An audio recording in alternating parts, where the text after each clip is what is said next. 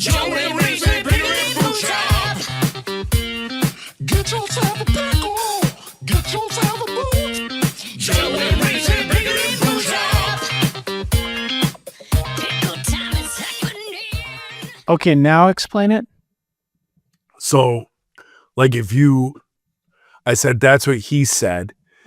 So then, like, if you were to bend over and then the doctor puts on his glove and then puts lubricant on his fingers. Do you ever tell the doctor no glove, no love when he's trying to get up in there and touch you with nothing? No, sometimes they say no glove, no lube. Huh. You don't want Sometimes it I like either? it's like barbecue. Sometimes I like a dry rub. Yeah. I don't even know what that means. What are we even talking about? This is a Christian ska show. Is it? I don't think it's Yeah. either. Yeah, it is. Is it either? 100%. You say either or either. Joe, No, you say ether. have you ever said, I realize like most people say tomato, but have you ever said tomato? I say a tomatillo.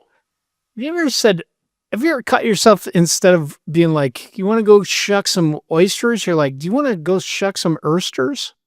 You ever say that?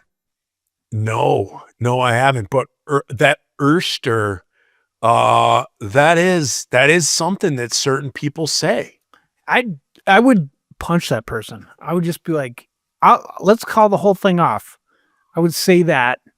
I'd probably sing a song about it. Is there a dialect thing there in Virginia that you're not too fond of certain words?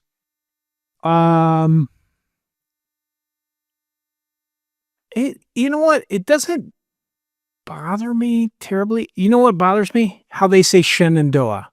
It's obviously spelled Shenandoah, but they say Shenandoah. Both are mispronunciations because it's an Iroquois word, Zinadoa, and it means daughter of the stars. But we're both saying it wrong. It's just that then spell it that way. Spell with an A. But they don't. They're like Shenandoah. I work at Shenandoah Nursing, and they're like Shenandoah, and I can't. And I can't stop saying you guys. You're like, I gotta say Zenandoah. Like how the original Iroquois. The Iroquois. Pronounce. The original Iroquois. The Iroquois nation. Yeah, the nation, onion. Yeah, it's Michigan. There's some goofy like little dialect things here in Michigan. Oh, are there? I'm going to tell you, Yeah. I figured out the Lake Erie accent because last week I went to the... But that's Erie. That ain't Michigan. Oh, you're not bordering Lake Erie? Did you somehow move your state over? We are, but we're not that. Go ahead with what you're saying. It's not sound like this. You sound like this. It's not how you say words like atom. It's how much of it comes out through your sinuses. That's what I noticed hanging out with all these people from Cleveland, all along the northern Ohio and Michigan people, how they were saying it. And I always be like, it's atom, but it's like, it just goes right out through your nose. It's how you say vowels. And it like, I can't copy it. I'm going to have to work on it. But like, I know what you're saying. It's bad. It's hot. Like if a girl sounds like that, I'm just like, ooh. Are you serious? Yeah. See, that's a turnoff to me. Well, it's hot. Like that. I think it's hot. I'm not like a fan of that. Mhm. If you know what I'm saying? Heidi had that type of accent, I would be like, Heidi does have that type of accent. It's just she does not. Yes, she does. I've heard her talk. She has a different altogether. Like I always tease her because she doesn't, any word that has TT in it, she doesn't pronounce it. So like button, mitten, kitten. Uh-huh. And so like we kind of call it like lazy Michigan speech, like lazy Michigan speech. The kitten was playing with the button. that came off my mitten. People make fun of people from Denver for dropping the last vowel, especially T's. Like if I'm saying yacht rock, I always say yacht rock. And people are like, what did you say? How do you spell that? Yaugh? But I think it's Yo. from the same. It's the same. All the people from Denver are from Chicago or Ohio. Yeah, I would say like we have the same dialect. Like our dialect is closer Yeah. than it is like us to Georgia or us to California or us to Texas or, you know, it's like that Midwest. And I guess I would consider Denver Midwest. Denver is the West. I'm going to correct you. Like if So- you're going to write a book about cowboys, it's going to start right fucking there. It's the West. You're not going to be like, Nevada, you're also the Midwest. Where does No, it start?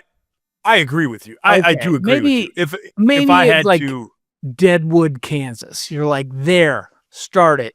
That's the So- West. Midwest is like corn. what I'm saying, corn people. I'm not saying geography. I'm saying dialect, speech. Yeah, I hear you. It like Denver would be grouped in with the dialect of like the Midwest. Joyce, Like you guys aren't like, you don't have that California kind of drawl. You don't have the Georgia. Like we kind of all have the same. There might be a word here, a word there that might be a little different. But it's very that similar. Erie, Pennsylvania, you kind of said it. Like I know you can work on it, but what you used to always make fun of, like the hey Adam, get out of the Adam. bathroom or I'm gonna call the cops. Like that's definitely a thing. Yeah. And So I can't. I gotta hang out with them. I want to do this. I want to immerse myself with the people of Northern you Ohio. just quit your job. You just quit your job and you move to northwestern Pennsylvania. Yeah, I'm ready. Oh, I'm trying to get better lighting, Joe. Did you see me last week? I had good lighting. I need to get good lighting as well because the light here is behind me. Yeah, So if I sit like this, it's dark. right. If I go back, but then, look at this. Look at my face now.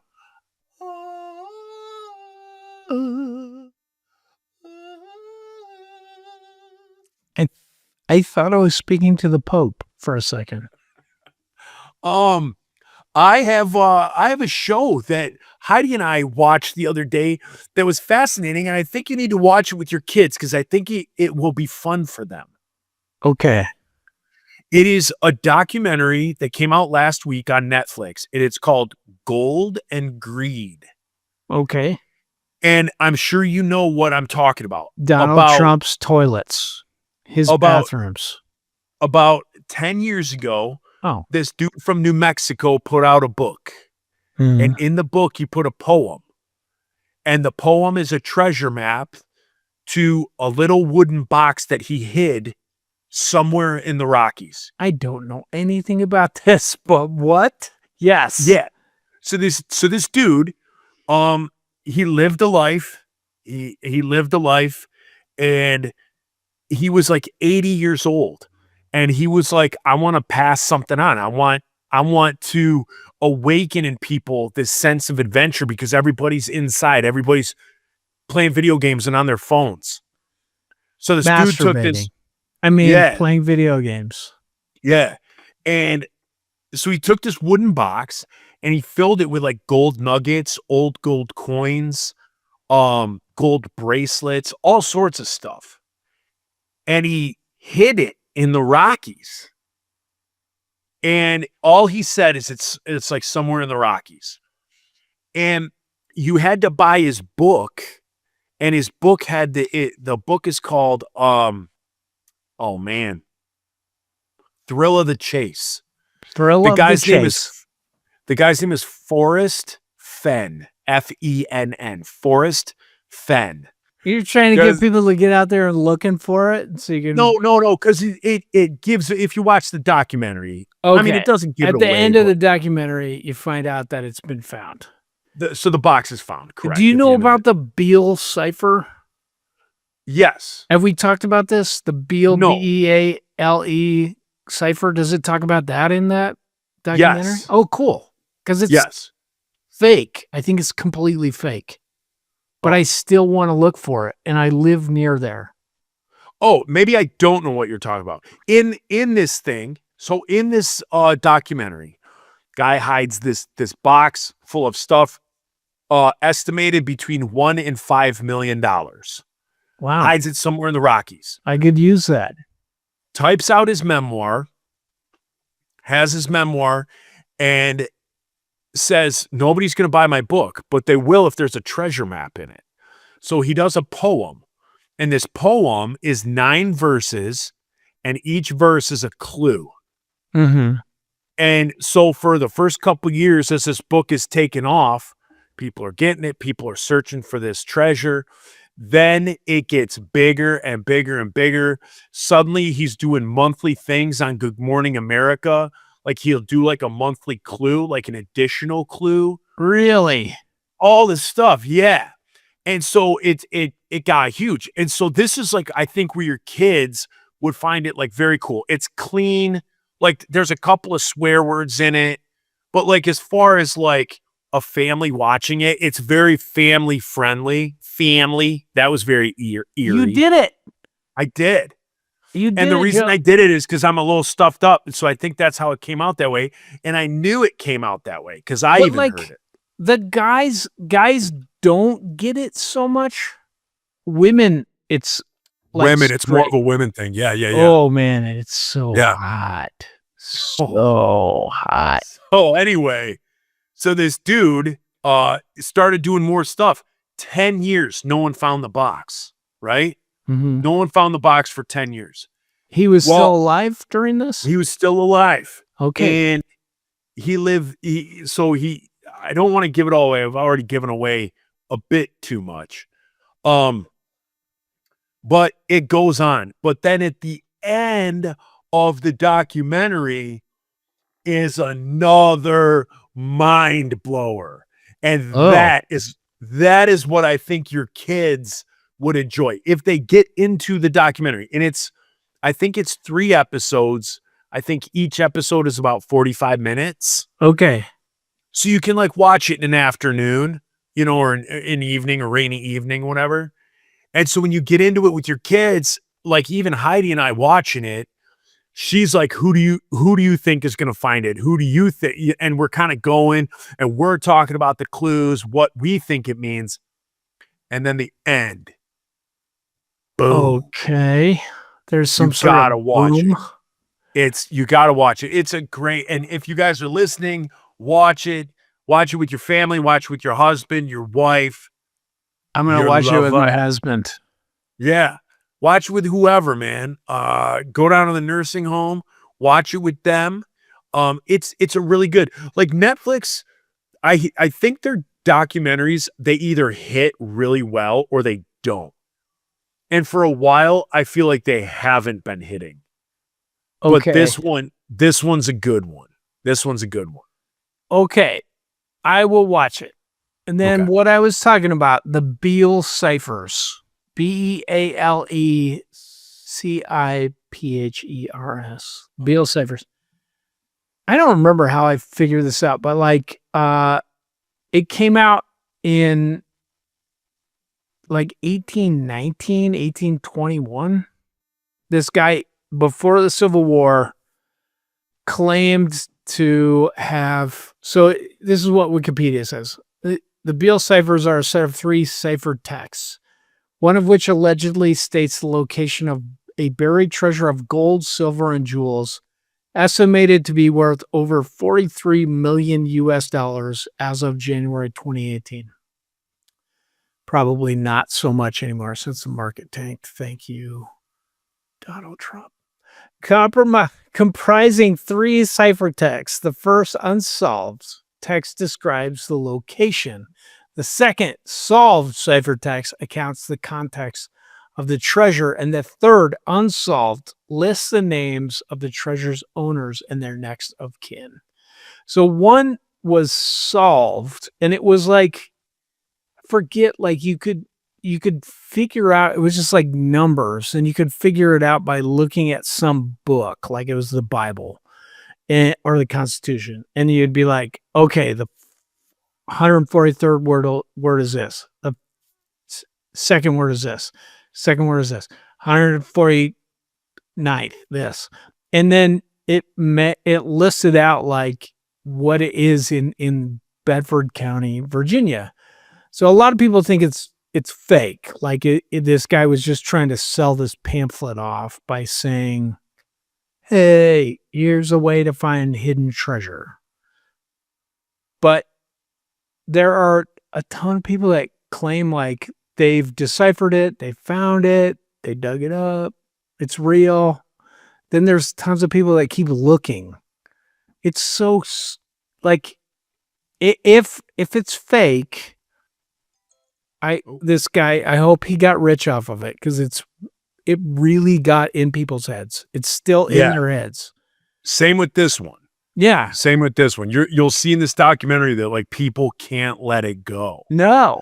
Like Well, when you said the Beale cipher, there is so as people were trying to unlock where and figure out where this treasure was, one guy said that he created a cipher for the poem. And by using this cipher on the poem, he was able to figure out these hidden clues, stuff like that. So that's what I thought you were saying. I didn't know.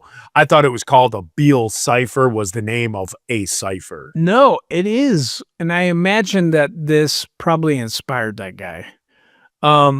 There's like all kinds of crazy speculation over it that like Edgar Allan Poe wrote it. Cause he was like in the area at the time. He went to the University of Virginia. So maybe like Beale County, Virginia is down. It's like east of Roanoke. It's a bad place. It's where deliverance happened pretty much. I don't know. Check it out. It's fun. But I don't know. Like, I'm like, it's fake. But then there's part of me is like, but wouldn't it be cool to just went around there with a metal detector? That's how Because nobody else has thought of that. Nobody has. Have they used I'm gonna find it.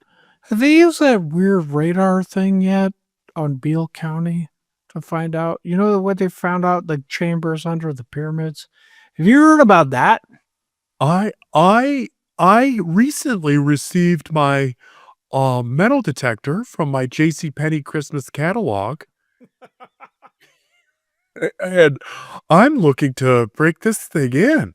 I'm looking to get some real miles on this. Did you ever get a metal detector, Joe? No, I wanted one when I was a kid. And then as I grew up, I thought those are stupid. And then now as an adult, I'm like, it'd be cool to have one again. I bought one like when I was in 6th grade. It was like all my money. It was like $80. It was not, and that was a cheapo one. And it couldn't find shit. And I think my mom threw it away. Yeah. Do you want to hear another story? Yeah. Do you want to hear the whole story of Grimm and crossing the Rainbow Bridge? All right. Are our listeners and you ready to hear the story of Grimm crossing the bridge? I'm not ready, but I need to listen to you, and I'm ready. Well, I'm ready to be your friend here. Grimm would have wanted us to share the story. Similar to me, when I go, I don't want people crying or upset. I want people to use however I pass in jokes. I want people to have a good time and all that stuff. And so I think Grimm would want this. So last Tuesday, so right now we're recording on Monday. I believe today is the 4th, correct? No, not even close. 7th. Today's the 7th. The So 3rd, April 7th. 4th in April. Yeah. So April 1st, it was April Fool's Day, the day that I had to take Grim. And so I took Grim to the vet, but here's one of the weird things. Gunner, our lab, had a surgery. He had like a growth, like a tumor taken out of his shoulder, and it wasn't healing. So he had to go and get his staples checked to make sure that that was healing well. Well, I asked him, I was like, is this weird? This is going to be a weird question. I said, would it be possible to, when Gunner has his staples checked, if I could bring my other dog to be put down? And the lady looked at me like I was from another planet called Cold Hearted. Yeah. Yeah, Joe. Yeah. So I was like, oh no, like right off the rip, I was like, oh boy. And she's like, well, yeah, I guess we could do that. I was like, I live like an hour away and I don't want to have to do 2 trips. So get down there. Heidi, I pick her up from work. We're going to go together. Pick her up. We drive to the vet where my buddy is the vet, Mike Dirk-Kevorkian, Maple Veterinary Hospital in Troy, Michigan. Did you say his name is Fantastic. Mike Dirk-Kevorkian? Dirk-Kevorkian, yeah. Kevorkian. Yeah. Okay, Yeah. never mind. Keep going. And so we get there, and at this vet, when you pull in, you call and you say that you're there, and then they come out and get your pet, unless you want to go in. So certain things you have to go in. Obviously, for what we were there, we would have to go in. So we pull up in the lot and we call the number, and I'm like, hey, I had a 3:00 appointment. One of our dogs is getting his staples looked at. Our other dog is here for something a little bit worse. And she's like, oh, okay. And I go, but we're here a little early. Our appointment's at 3:00 and it was like 2:40. And she's like, oh, I got you right here. And she's on speakerphone. And she goes, are you here with Momo and Suki? Which at that point, Heidi and I start cracking up. And we're like, no, we're here with Gunner and Grimson. So she's like, all right, my bad. I see you here. So we go in there, we go into the little room, and we go into like the little dog room there where all of these things happen. There's like a little bed. Hey, man, I'm glad you said that because Momo and Suki would have had a completely different outcome. Experience. Like they would have come to get their nails and ears cleaned and left in a body bag. Suki would not be with us anymore. No. And so now, ladies and gentlemen, understand that I have worked through my grief. I have shed many, many, many tears. I am just not callous and cold-hearted. I do have to say, when I get around funerals or death, I get weird and awkward and make lots of jokes. That's a defense mechanism I have. But right now, telling this story a week later, I have shed tears. I was very sad, very, very, very sad that Grim passed. My mourning is over. I understand, everything that transpired, that quality of life, everything like that. So I'm in a good place where I can tell this story right now. So we go in the room and Grim's like, walking in, with us. Now, mind you, just to back it up, the reason I'm taking Grim in, English Bulldogs live like 8 to 10 years. He's 13. His one eye is a little milky. He's kind of lost some of his vision. He's deaf. So he's kind of blind. He's deaf. He has a horrible limp in his right front leg, a really bad limp. And it ain't healing. It hasn't healed in a year. It's not healing. He's an old dog. He started falling down stairs. So if he goes down any more than about 3 or 4 steps, he falls down the rest. He can't support himself like going down. And you He- were saying he has like dementia. Like he'll Yeah. get up and he won't know where he's at. Yeah, he has what they call what we were told is called canine dementia. So there's little windows where he doesn't know what's going on. He doesn't know where he is. He'll stand in a corner like of cabinets and just stare from 2 inches away for 10 minutes. Just sit there in a corner. He'll go outside. He'll fall down the steps. He'll go to the bathroom, and then he won't know where he is. So he'll just start barking until you open the front door. And then when you're like, what are you barking at? He hears your voice kinda, or he sees the light or he sees whatever. And then he turns and he's like, oh, that's where I need to go. So then he'd come back to the house. So he had a lot of like health things going on. Nothing that was terminal, but all these different things that kind of lowered his quality of life. Yeah.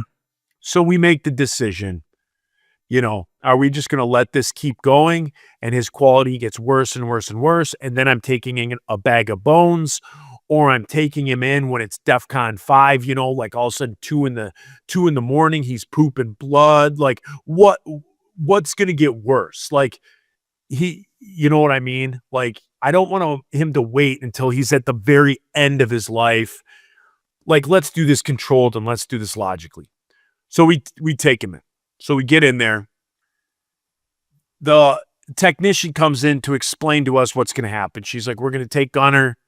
We're going to check his staples. At the same time, we'll take Grim and we'll put the IV in him and bring him back. And she goes, so we'll take them both. We'll knock them both. We'll knock them out both at the same time. And so I look at Sounds Heidi like and it's I go, convenient for them. yeah, Not I look for at Heidi life. and I go, oh, pun intended. And the look on the girl's face, she's like, oh, I'm sorry, poor choice of words. And we're like, it's okay. Like, we're laughing. She means take care of 2 things at one time, but she says we'll knock them both out. So right there, right off the rip, we're making her feel uncomfortable. Good job. Yeah, thank you. So they leave, they bring Gunner back. Heidi takes Gunner to the car, comes back in. Now it's me, Grim, Heidi, my buddy Mikey comes in, and then like the nurse technician. So we say our goodbyes and everything. I'm patting him, I'm kissing him. Heidi's patting him and stuff like that. They do the first shot, puts him to sleep. Do the second shot, puts him out. Technician gets up and walks out. And then my buddy Mike is like, feel free to obviously be with Grim as long as you need to be with him. Extremely kind, extremely caring and compassionate. And he says, when you're done, because I wasn't taking Grim's body. They were taking him. And so he's like, when you're all set and you're ready, he goes, just open the door and call one of us and we'll come in here.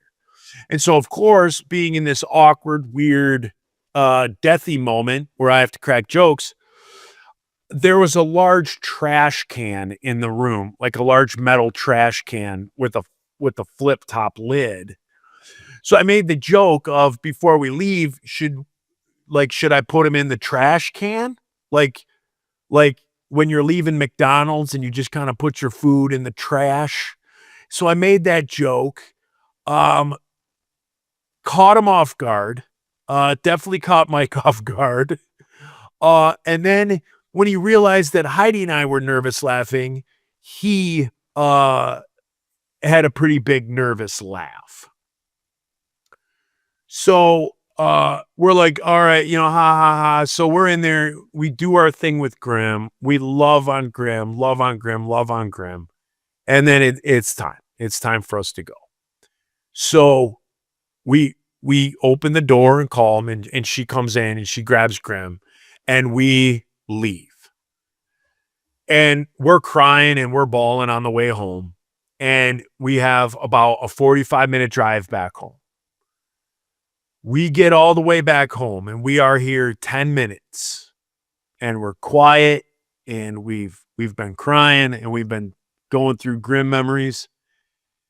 And Gunner comes around the corner and his staples are completely ripped open. Oh, geez.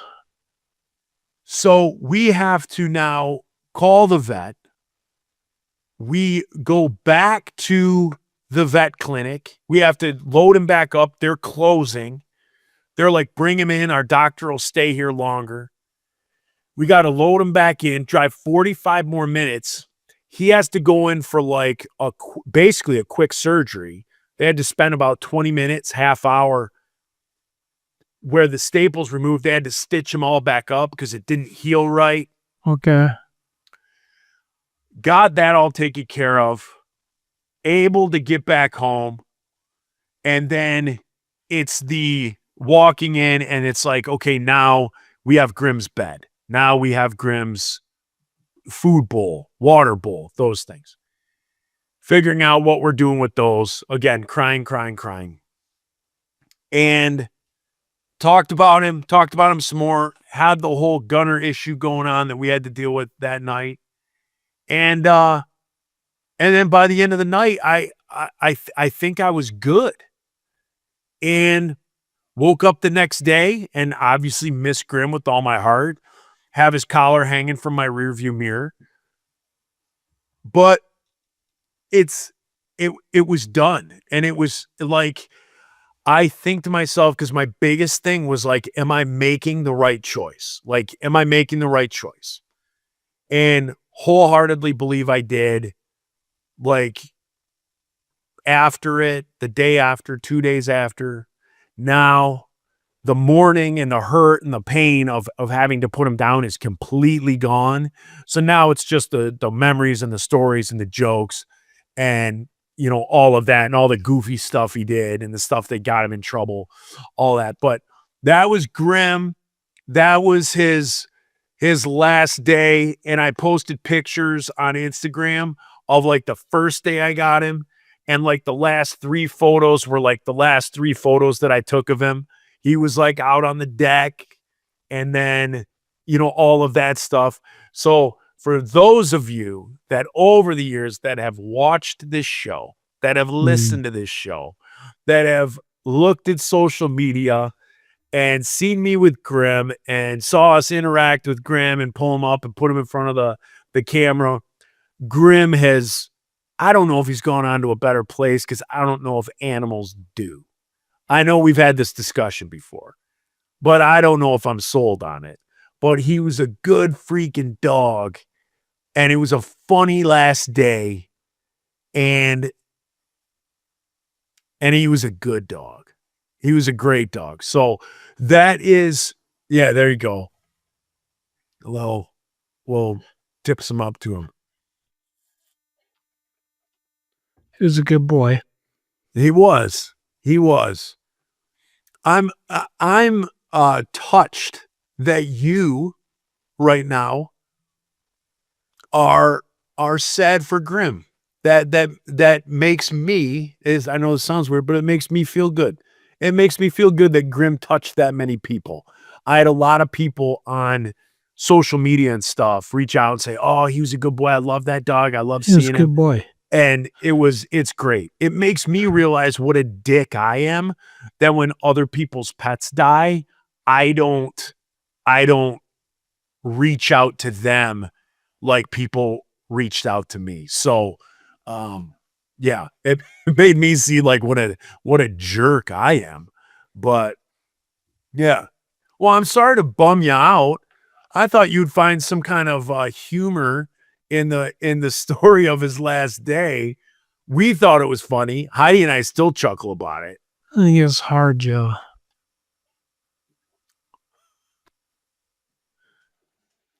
Sorry, man. Yeah, no, He's a good boy. He was. But yeah, He was cool.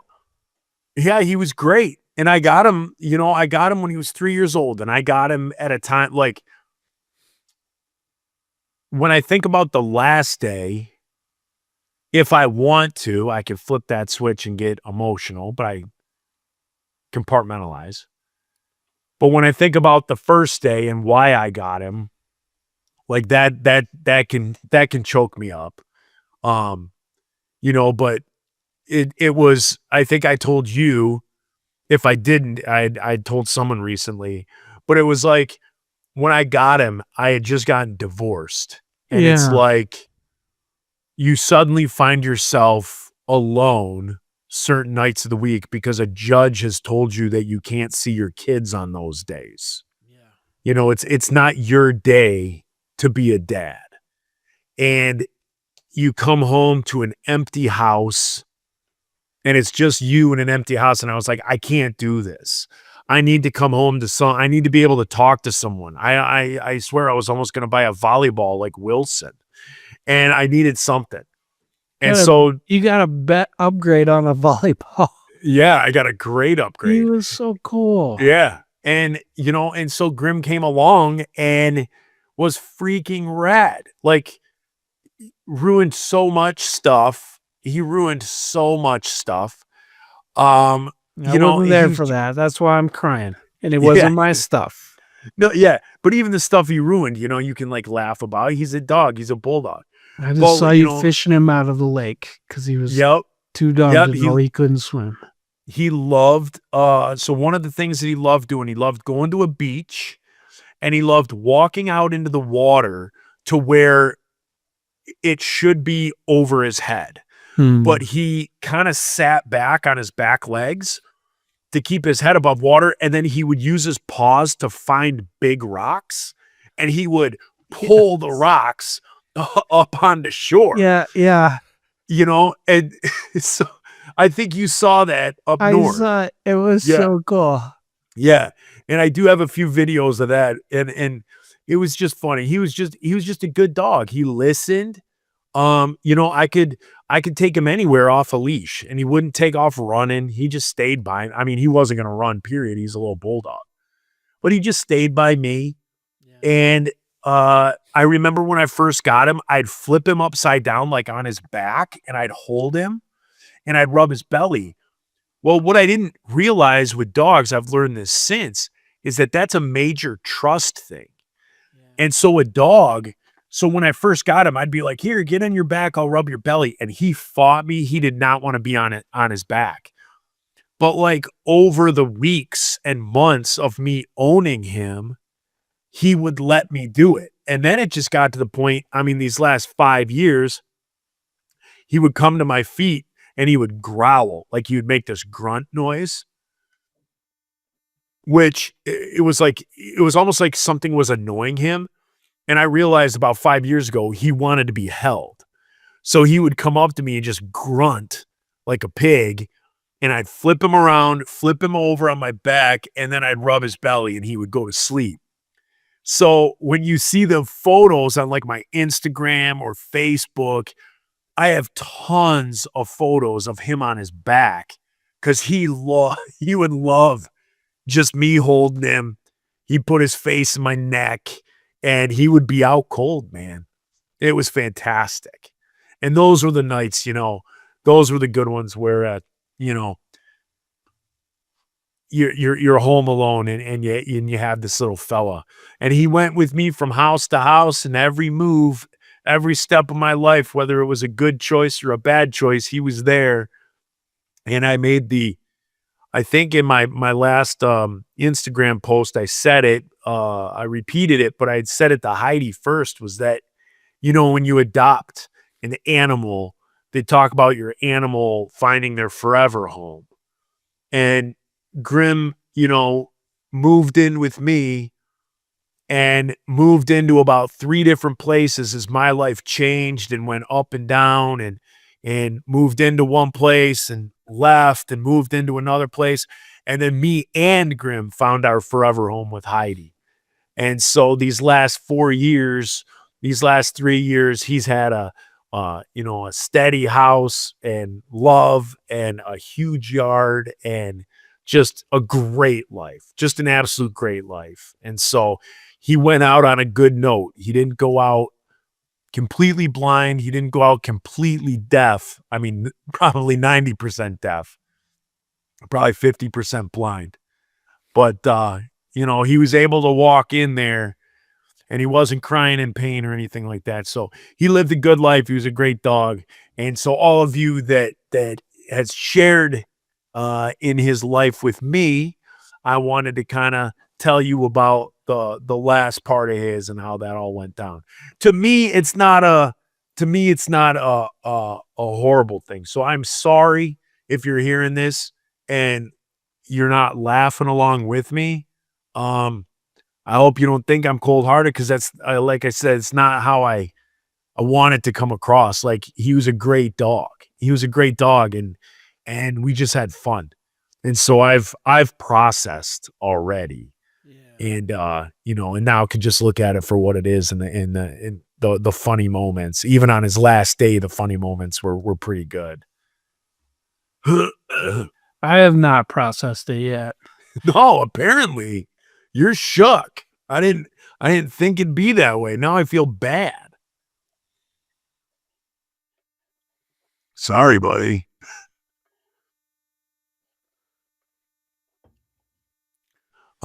I do believe dogs have souls. I hope so. I think mammals and birds have souls. That's my stretch. But I think that what I know about God and Jesus is that he takes care of hapless, lost things. So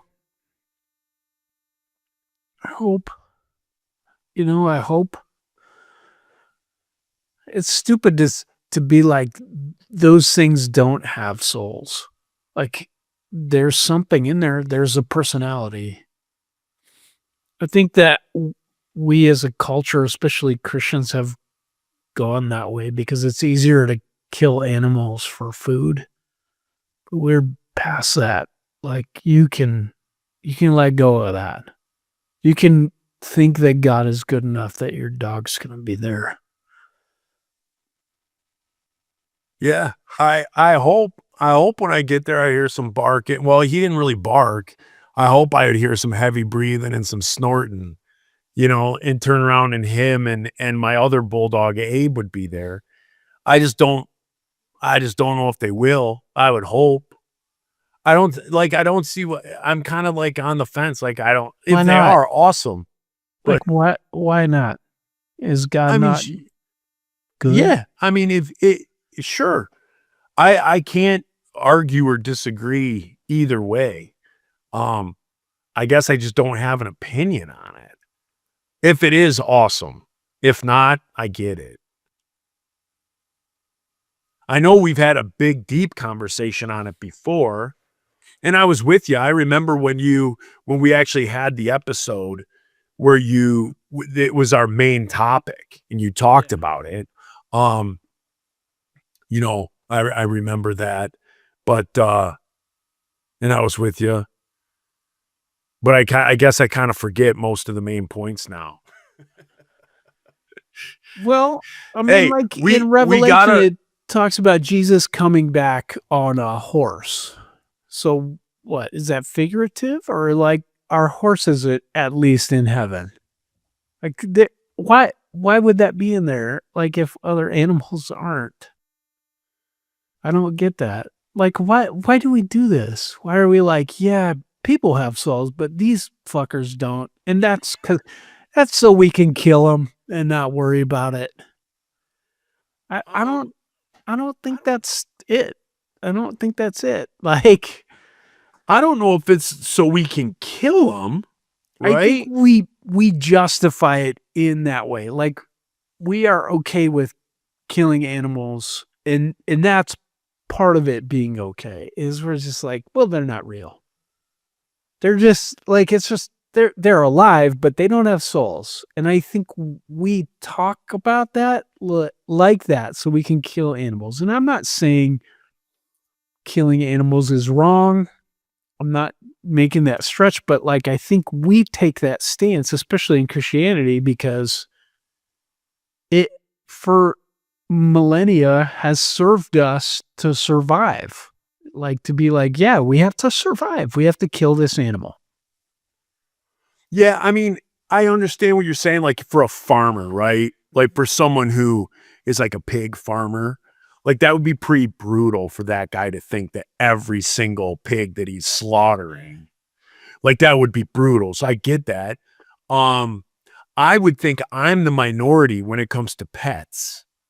I think everyone with pets like loves their pets and wants to believe that that animal is there. I don't think everybody, but A a lot of people are just like, man, I hope Benji's what there. percentage? What percent? I would think 80% of people who have Probably pets. right. Yeah. Or if they're atheists, they're just like, I hope the light gets turned off for me, just like you, Fido. Yeah. Like, it's just like unplugging a TV set and you're Yeah. at peace. But like Christians specifically, like people who believe or anyone who believes in a beyond, I would have to say 80%, if not more, think that they would go there.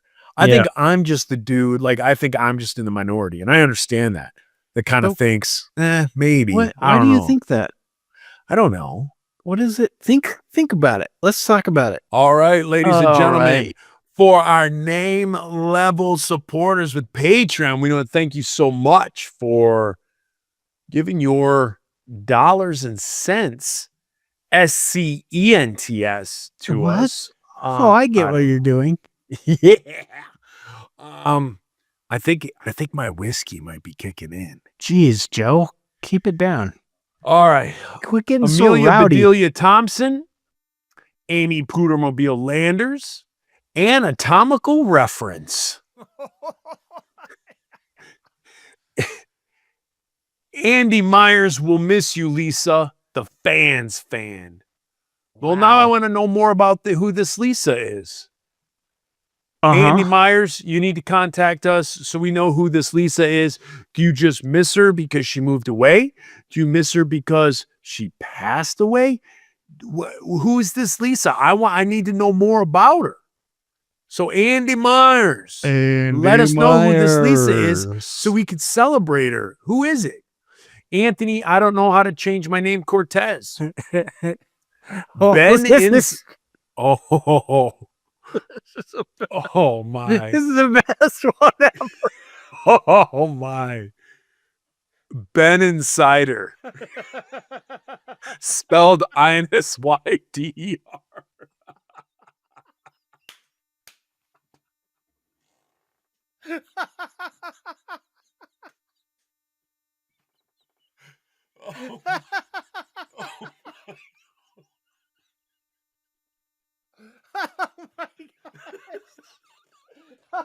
Oh my. That is the best.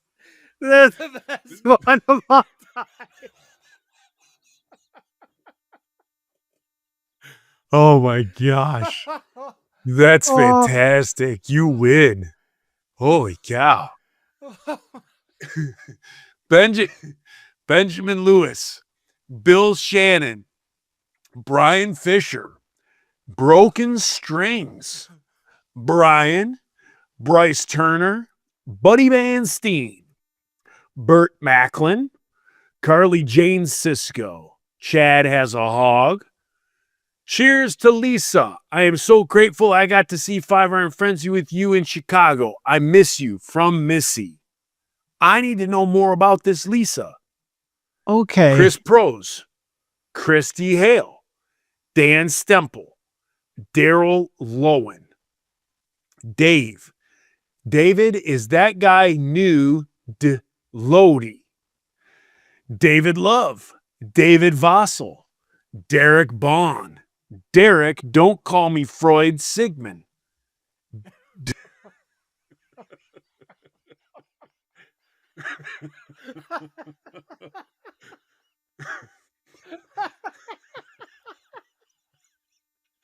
Oh boy.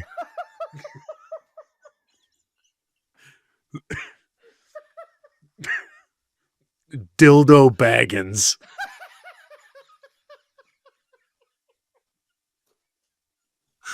Oh boy. Doug Forsett. Eli Salazar. Emery LaFleur. Emily Thomas.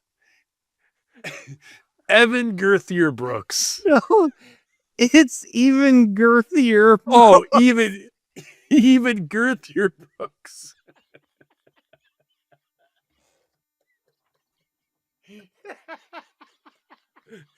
Oh boy. Oh my God. Oh boy. Oh God. What in the world? This is amazing. This is why we started this. FC Groove is my favorite regional ska band. Franco the Tanko. Grateful for the mercy that we can't understand. Hey, I recognize those lyrics. That's a Daniel Rock. Thank Harry P. Ness. you.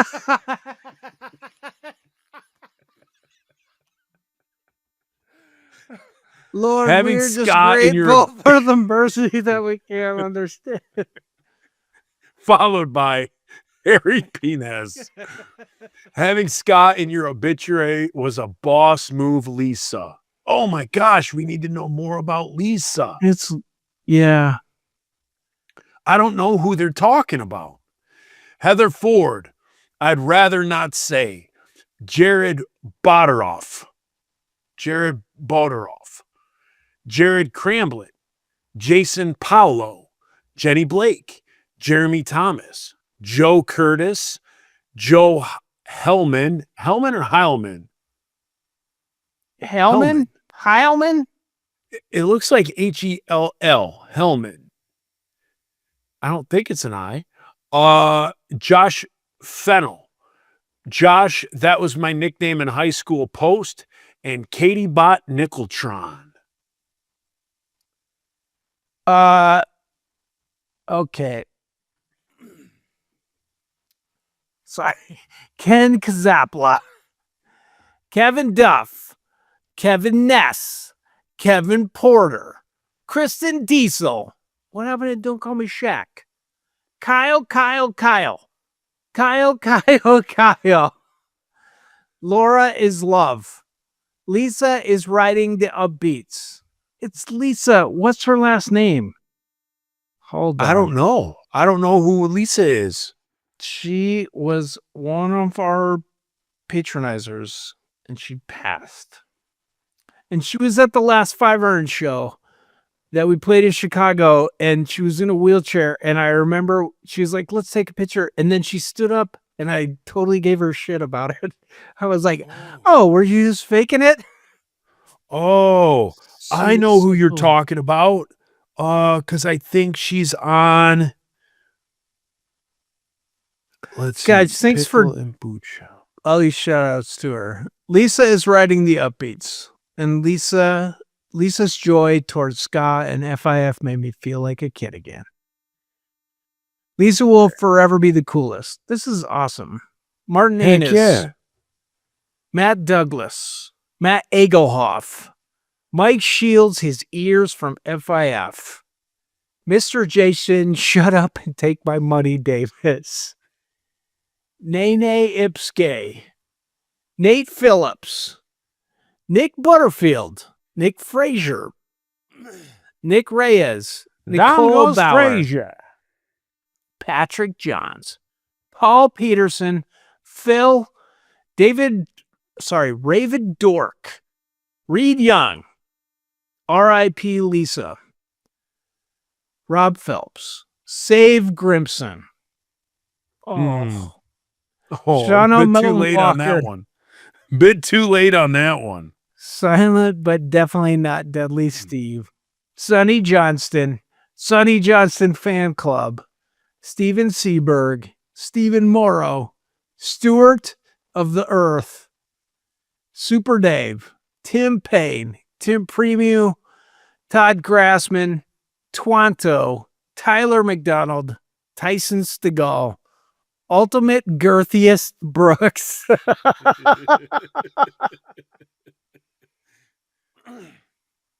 Zach, unexpected end of list. Kyle. Lisa Marie Redmond. Kirkland. Yeah, Redmond. Lisa Redmond. She is here. If you go to the Pickle and Boot Shop Diabolical discussion page, she is on here. Someone has put her obituary on here. Man, I want to know more about her. It says, most of you probably already know, as it has been posted on other Five Iron Frenzy related pages, but thought I would share here. So she was a big Five Iron fan. So I want to know more about her. I want to know more about her. So those of you that know Lisa and knew her, get in touch with us. I want to know more about her. Yeah. I just know like interacting from her on the 5-Iron page, on the I Hate 5-Iron Frenzy, on the hate group I started that Yeah. Facebook keeps trying to ban. Like, we don't allow hate groups. You're like, no, it's welcomed. That's welcomed. Zachary Faircloth, Flash Me, I'm a Roofer, Dark Mike. Oh my. Uh-huh. Flash Me, I'm a Flash me, Roofer, Roofer. Dark Wowzers. Mike, MYKE. We're back down to 2 pages, which is good. That's what we wanted. Good. We want to get down to 1. We want to get down to no Patreon supporters. No Patreons, so and we then can we can end this. stop this bullshit. Oh man. Well, all of you, thank you so much. And screw the Patreon right now. I want to know more about Lisa. So people, get in touch. Let's turn the Diabolical Discussion page. I obviously I'm late to this party. I didn't know Lisa. Please, if you're hearing this, have people go to the Diabolical Discussion page. Give me stories on Lisa. Give me when you met her, what she was doing, interactions, anything you can. I want to know more about Lisa. So please, you guys, do that. And thank you so much for listening. Thanks, guys.